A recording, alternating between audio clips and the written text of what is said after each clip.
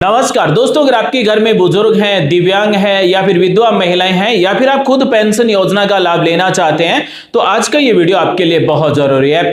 दोस्तों, आज के इस वीडियो में मैं आपको बताऊंगा कि कौन कौन सी पेंशन योजनाएं हैं, हर महीने कितने रुपए पेंशन मिलती है, पेंशन योजना के लिए कौन पात्र है और 2026 में पेंशन योजना को लेकर ताजा अपडेट क्या है। दोस्तों, बहुत सारे लोगों को अभी भी नहीं पता है कि कौन कौन सी पेंशन योजनाएं चल रही है और पेंशन योजना के अंतर्गत हर महीने कितने रुपए पेंशन मिल रही है। साथ ही जब व्यक्ति की उम्र 70 साल पूर्ण हो जाती है तो उसके बाद में अतिरिक्त लाभ क्या मिलता है। अगर आप चाहते हैं कि आपका नाम या फिर आपके परिवार के किसी भी सदस्य का नाम पेंशन लिस्ट में जुड़ जाए तो ये वीडियो आप पूरा जरूर देखें, क्योंकि दोस्तों मैं सब कुछ आसान भाषा में और बिना घुमाए समझाने वाला हूं। तो चलिए दोस्तों, वीडियो शुरू करते हैं। दोस्तों, एक नंबर है प्रधानमंत्री अटल पेंशन योजना। ये योजना केंद्र सरकार की है। इस योजना के लिए पात्रता है जिसकी उम्र 18 वर्ष से लेकर 40 वर्ष के बीच में है, चाहे वो महिला हो पुरुष हो, वो फॉर्म भर सकता है जो भारत का नागरिक हो। अटल पेंशन योजना का लाभ लेने के लिए व्यक्ति के नाम से किसी भी बैंक या फिर पोस्ट ऑफिस में बचत खाता होना चाहिए। प्रधानमंत्री अटल पेंशन योजना के अंतर्गत क्या फायदे मिलते हैं, तो जिस व्यक्ति की उम्र 60 वर्ष पूर्ण हो जाती है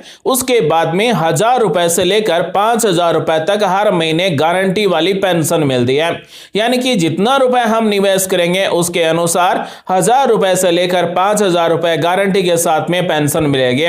साथ ही इस पेंशन योजना में जुड़ने पर आपको इनकम टैक्स में छूट मिलती है।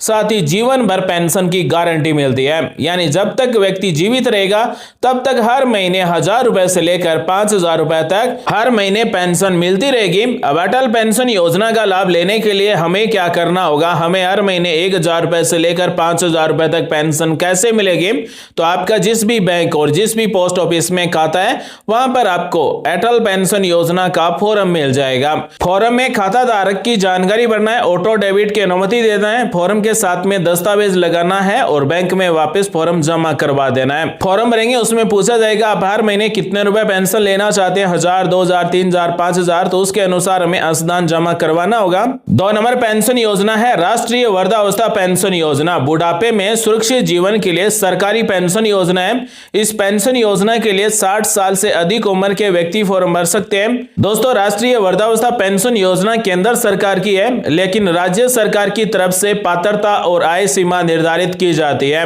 राष्ट्रीय वृद्धावस्था पेंशन योजना के अंतर्गत 300 रुपए से लेकर 2500 रुपए तक हर महीने पेंशन मिलती है। यानी अलग अलग राज्यों में अलग अलग पेंशन राशि दी जाती है। जरूरत के लिए आर्थिक सहायता भी वृद्धजनों को दी जाती है। साथ ही वृद्धजनों को नियमित मदद और सुरक्षा भी मिलती है। राष्ट्रीय वृद्धावस्था पेंशन योजना का लाभ लेने के लिए, यानी हमारे घर में कोई बुजुर्ग है जिसकी उम्र 60 साल से ज्यादा है, तो अपने नजदीक किसी भी सीएससी सेंटर या फिर पंचायत समिति में जाकर फॉर्म भरवा सकते हैं। इसी के साथ अगली पेंशन योजना है एम्प्लॉइज पेंशन स्कीम, यानी कर्मचारी पेंशन योजना। इस योजना के लिए पात्रता है सरकारी या फिर संगठित क्षेत्र के कर्मचारी इस पेंशन योजना का लाभ ले सकते हैं। ईपीएफ का सदस्य होना जरूरी है, यानी कर्मचारी का पीएफ कटना जरूरी है। इसके क्या फायदे हैं, तो हर महीने पेंशन मिलती है। 10 साल की सेवा के बाद में पेंशन के लिए पात्र होते हैं, यानी कोई भी कर्मचारी है वो 10 साल से कर्मचारी रहेगा तभी इस योजना का लाभ मिलेगा। साथ ही पेंशन का संगठित क्षेत्र की औसत वेतन पर आधारित होता है, यानी कर्मचारी का जो औसत वेतन होता है उसके आधार पर पेंशन निर्धारित की जाती है। साथ ही 2026 में सुधार की भी चर्चा चल रही है, यानी कर्मचारी पेंशन योजना के अंतर्गत वर्ष 2026 में कुछ बड़ा अपडेट जरूर होगा। इसी के साथ अगली पेंशन योजना है यूनिफाइड पेंशन स्कीम, यानी यूपीएस। यूनिफाइड पेंशन स्कीम सरकारी कर्मचारियों के लिए, साथ ही निजी क्षेत्र के कर्मचारी भी इस योजना का लाभ ले सकते हैं जो एनपीएस के पहले से सदस्य है। योगदान आधारित पेंशन योजना है, यानी हर महीने आपके बैंक खाते से रुपए जमा होंगे और उसके बाद में आपको 60 साल के बाद में पेंशन मिलेगी। तो फायदे क्या है, न्यूनतम पेंशन की गारंटी है। साथ ही महंगाई भत्ते में जोड़कर पेंशन में वृद्धि की जाती है।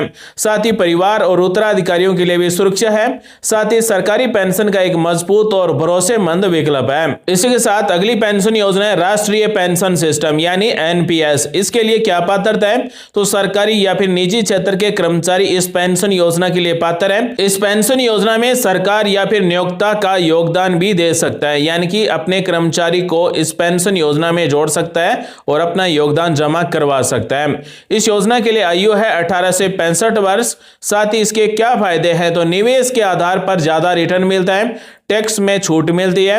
साथ ही निवेश के लिए 500 रुपए प्रति माह से ये योजना शुरू होती है। साथ ही 2026 में शुल्क कम और बैंकों को पेंशन फंड की भी मंजूरी मिल सकती है। इसी के साथ अगली पेंशन योजना है श्रम योगी मानधन पेंशन योजना। इस योजना के लिए कौन पात्र है, तो 18 वर्ष से लेकर 40 वर्ष तक के महिला और पुरुष इस पेंशन योजना में फॉर्म भर सकते हैं, जिसकी मासिक आय 15,000 रुपए से कम है, यानी कि जो महीने के 15,000 रुपए से कम कमाता है वो इस योजना के लिए पात्र है। असंगठित क्षेत्र में काम करने वाला श्रमिक है जिसका पीएफ नहीं कटता है, वो इस योजना के लिए पात्र है। आधार कार्ड और बैंक खाते की जरूरत होती है। 60 वर्ष के बाद में हर महीने 3,000 रुपए पेंशन मिलती है। पति और पत्नी दोनों इस पेंशन योजना का लाभ ले सकते हैं। हर महीने प्रीमियम जमा होता है 55 रुपए से लेकर 200 रुपए तक। साथ ही अकाल मृत्यु होने पर परिवार को हर महीने 1,500 रुपए पेंशन मिलती है। इसके साथ किसानों के लिए पेंशन योजना है किसान मानधन पेंशन योजना। इस योजना के अंतर्गत किसान लाभ ले सकते हैं। किसानों को हर महीने 3,000 रुपए पेंशन मिलती है। जिस किसान की उम्र 18 वर्ष से लेकर 40 वर्ष के बीच में है वो किसान इस योजना में फॉर्म भर सकता है। जिसका मालिकाना खेती करने वाले किसान है वही फॉर्म भर सकते हैं। जिस किसान के पास 2 हेक्टेयर तक कृषि भूमि है वही फॉर्म भर सकता है। फॉर्म भरने के लिए आधार कार्ड और बैंक खाते की जरूरत होती है। जब किसान की उम्र 60 साल पूर्ण हो जाएगी उसके बाद में हर महीने 3,000 रुपए पेंशन मिलेगी। पति और पत्नी दोनों इस पेंशन योजना का लाभ ले सकते हैं। दोनों को हर महीने 6,000 रुपए मिलेंगे। साथ ही प्रीमियम भी कम है, 55 रुपए से लेकर 200 रुपए हर महीने प्रीमियम जमा करवाना होता है। तो किसान मानधन योजना और श्रम योगी मानधन योजना के अंतर्गत ऑनलाइन फॉर्म भरने के लिए अपने नजदीक किसी भी कॉमन सर्विस सेंटर यानी जन सुविधा केंद्र से फॉर्म भरवा सकते हैं, या फिर आपका जिस भी बैंक में खाता है उस बैंक में आप जाकर फॉर्म भरकर जमा करवा सकते हैं। दोनों ही पेंशन योजना के अंतर्गत हर महीने 55 रुपए से लेकर 200 रुपए तक का प्रीमियम देना होगा और 60 साल के बाद में हर महीने 3,000 रुपए पेंशन मिलेगी। दोस्तों अब मैं आपको राजस्थान की पेंशन योजनाओं के बारे में बता रहा हूं। राजस्थान में वृद्धावस्था पेंशन योजना, विकलांग पेंशन योजना और विधवा पेंशन योजना का लाभ सबसे ज्यादा लिया जा रहा है।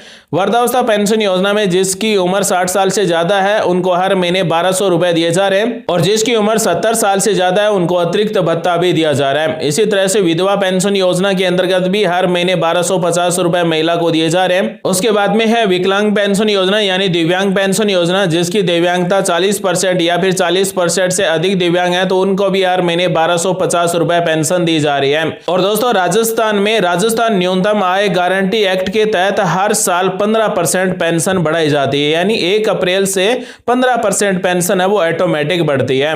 दोस्तों राजस्थान की किसी भी पेंशन योजना के लिए ऑनलाइन फॉर्म भरवाने के लिए अपने नजदीक किसी भी ई मित्र से फॉर्म भरवा सकते हैं और हर महीने पेंशन ले सकते हैं। अब हम बात करने वाले हैं पेंशन योजना 2026 को लेकर ताजा अपडेट क्या है। तो तमिलनाडु में 2026 से सुनिश्चित पेंशन योजना शुरू की जा रही है। सुनिश्चित पेंशन योजना के अंतर्गत अंतिम वेतन पेंशन प्लस डीए का 50% पेंशन मिलेगी। इसी के साथ ईपीएफओ में भी बदलाव की तैयारी चल रही है, यानी कि न्यूनतम पेंशन बढ़ाई जाएगी और डिजिटल प्रक्रिया शुरू की जाएगी। साथ ही बजट 2026 में उम्मीद है कि वरिष्ठ नागरिकों के लिए पेंशन और टैक्स में राहत मिलेगी। साथ ही पुरानी पेंशन योजना पर भी चर्चा चल रही है, यानी ओपीएस की बहाली पर भी अब भी बहस जारी है।